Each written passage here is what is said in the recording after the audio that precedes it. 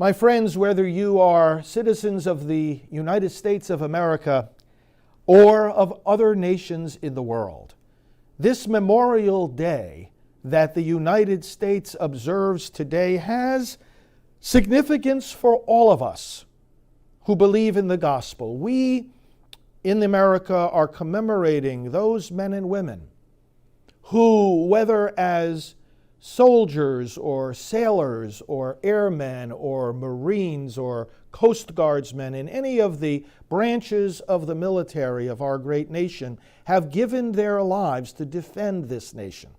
This has significance for all of us because it conveys a key gospel truth that we just heard from the lips of Jesus, and because it manifests for the world those great principles that have drawn people to America from every corner of the globe. Those principles that our founding fathers, who were men of the Bible, understood and were guided by as they framed the founding documents of this great nation. So let's reflect on this together. Greater love no one has, says the Lord, than to lay down his life for his friends. The service that a person gives to their country and its founding principles of freedom and the right to life and justice and dependence upon God, that willingness to lay down one's life, that willingness to give the greatest and last full measure of devotion, is inspired by love. This is love. The best symbol of love is not the heart, it's the crucifix. Jesus teaches us the meaning of love by dying on the cross, and he says, look, the way I want you to love one another is the way I did. Give yourselves, be willing to risk everything so that others may live and flourish. We visit the graves of those servicemen and women who have died in all the wars that we have fought. This day, which was also called Decoration Day, originally started as a memorial for those who were killed in the Civil War, but then was expanded to include those who gave their lives in any of our wars. And this shows that kind of love that Jesus said is greater than any other. You lay down your life for your friends. Now, that's inspired by the desire for peace. Those who give their lives in service to their countries are defending justice and they're defending peace. They are defending freedom. They are defending life. It would be wrong to just think of warfare, although everyone acknowledges it is ugly and it is distressing and it is sad and it is tragic, and yet to simply put war completely in the category of a moral evil misses the most fundamental point. As my mentor and ordaining bishop, Cardinal John O'Connor, had on his motto as a bishop, there can be no peace without justice. Justice is the foundation. In other words, it's not enough to say to people, don't fight. What's more fundamental and more urgent is to make sure that the rights of the people that you don't want fighting with one another are secure so that they don't feel they need to fight. Preserving peace is not just a matter of banning war. It's a matter of securing justice.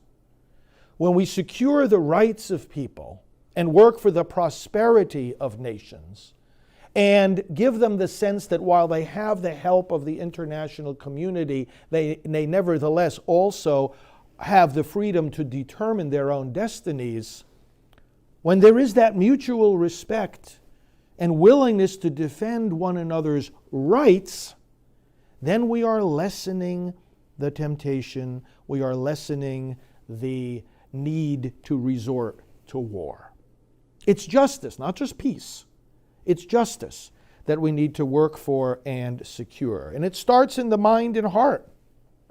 That's why Paul implores us in this reading to the Philippians, what are you directing your thoughts to? Don't direct your thoughts to how can I just do what I want, or how can I just keep accumulating material possessions, or how can I just get more and more and more and always receiving.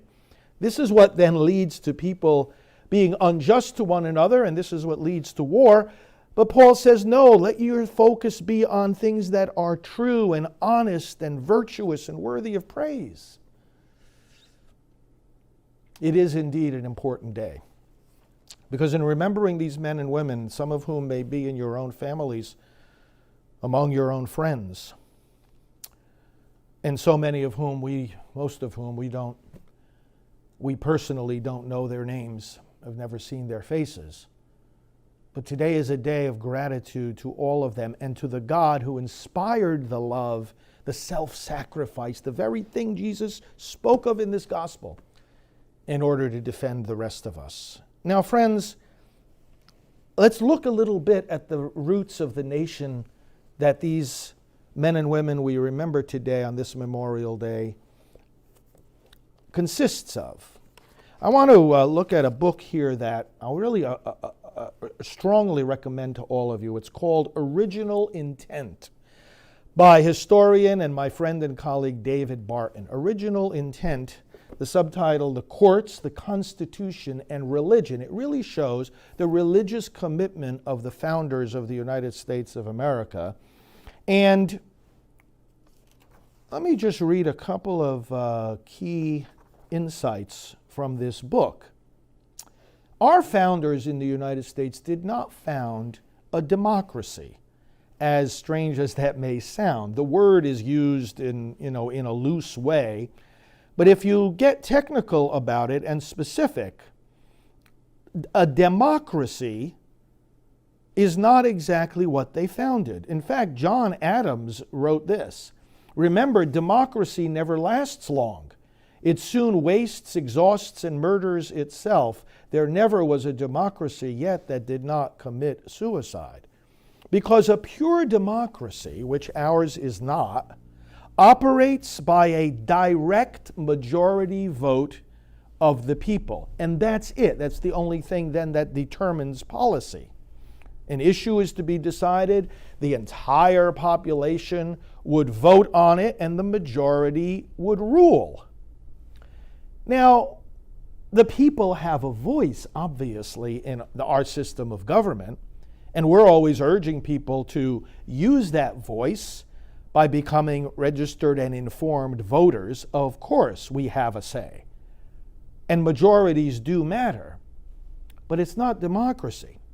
It's a republic. And the difference there is in the source of the authority. In a republic, the people in the 50 states, remember, it's not just one mass of people just directly shaping public policy. It's much more complex than that.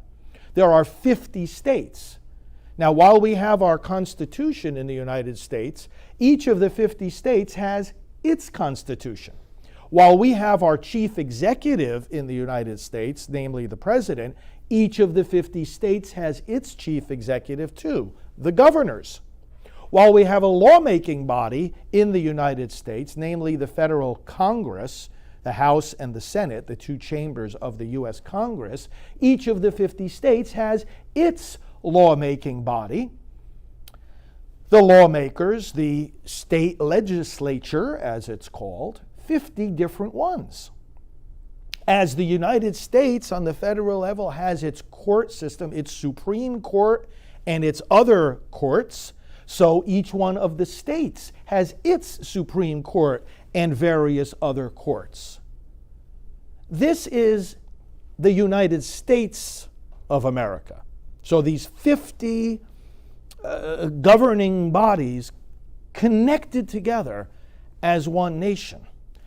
And both on the state level and on the federal level, we the people, we the citizens, elect other people, fellow citizens, to represent us in those lawmaking bodies. and to craft those laws, not without our input.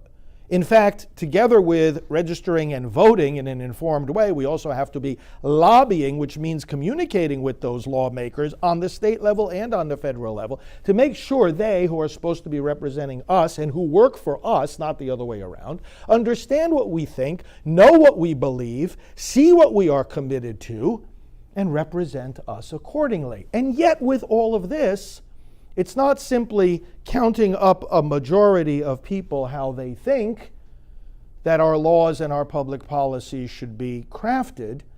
It's, again, the difference between a pure democracy and what we have, a constitutional republic.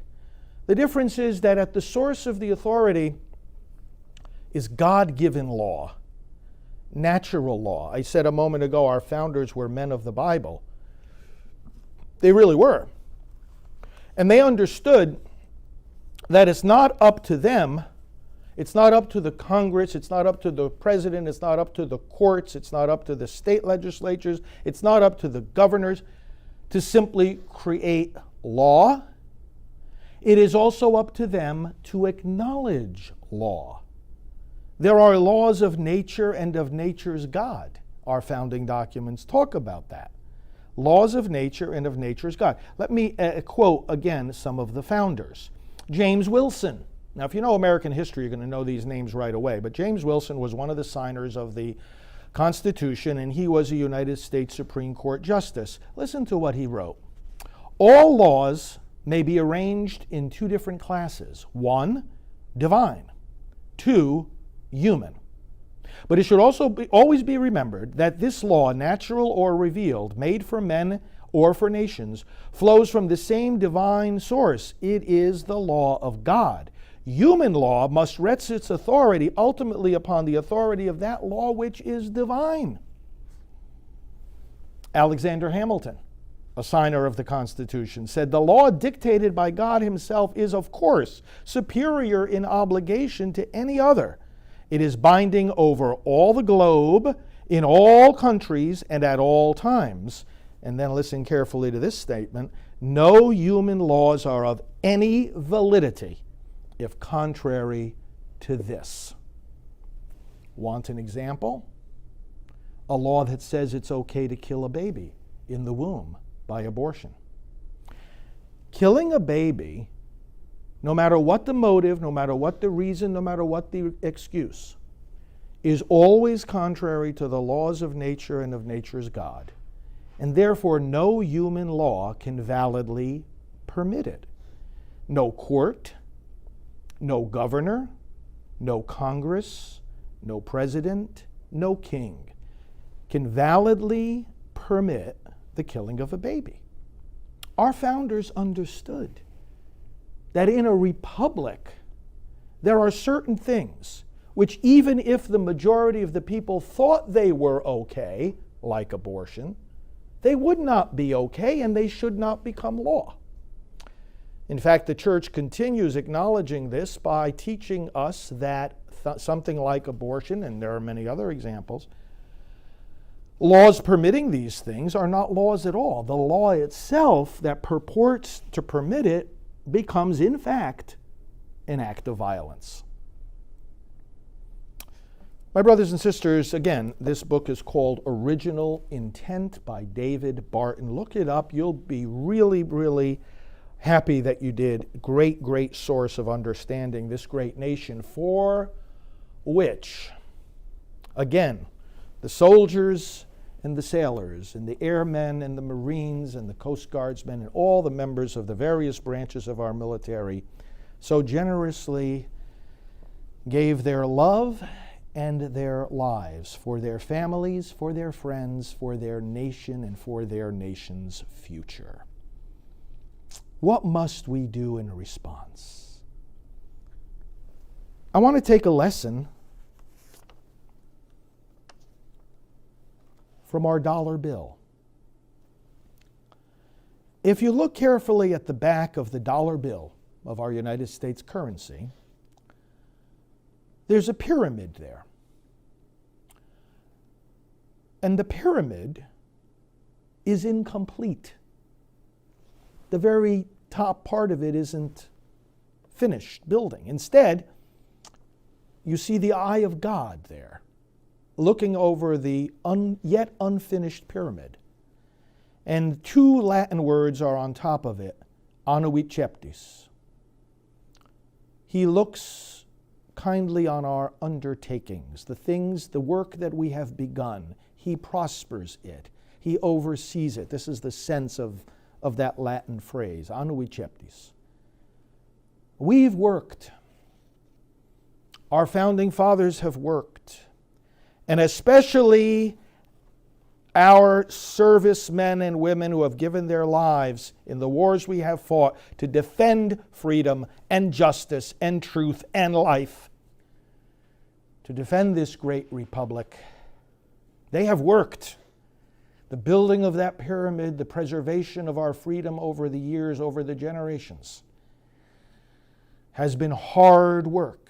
And every generation must work just as hard as the generation before it to accomplish those goals of defending life and defending freedom and defending faith, and defending our country. Defense is a good thing.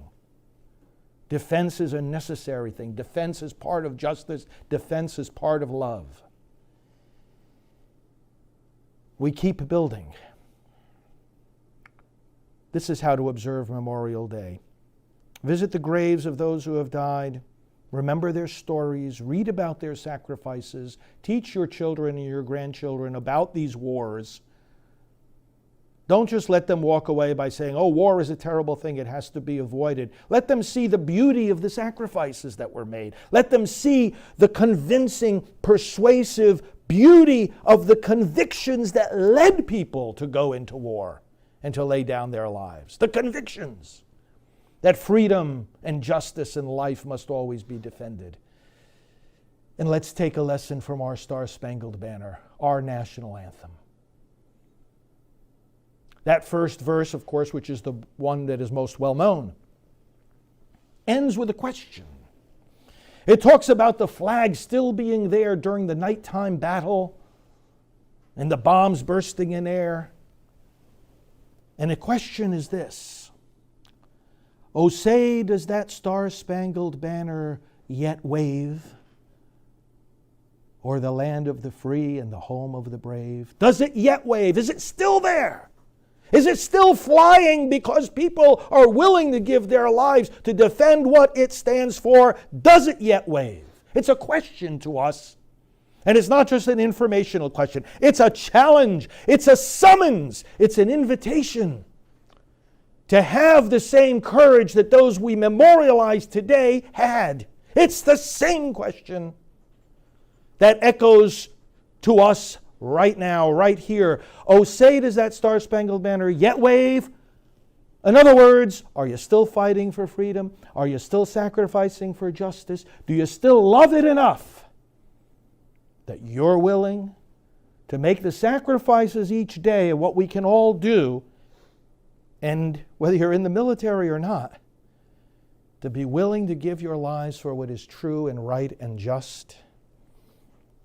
As St. Paul wrote to the Philippians, think on these things, brothers and sisters. All that is true, all that deserves respect, all that is honest, pure, admirable, decent, virtuous, or worthy of praise, these are the things that were burning in the minds and hearts of those who gave their lives for this country, and must burn in the minds and hearts of all of us who are citizens, and not only of this great nation, but of all the nations of the world. This is the only way that there can be peace on earth. And this is the only way that we can advance in the ways of the gospel as disciples of Jesus Christ, who taught, summoned us, and exemplified the greatest love anyone can have, to lay down his life for his friends. May you have a blessed Memorial Day.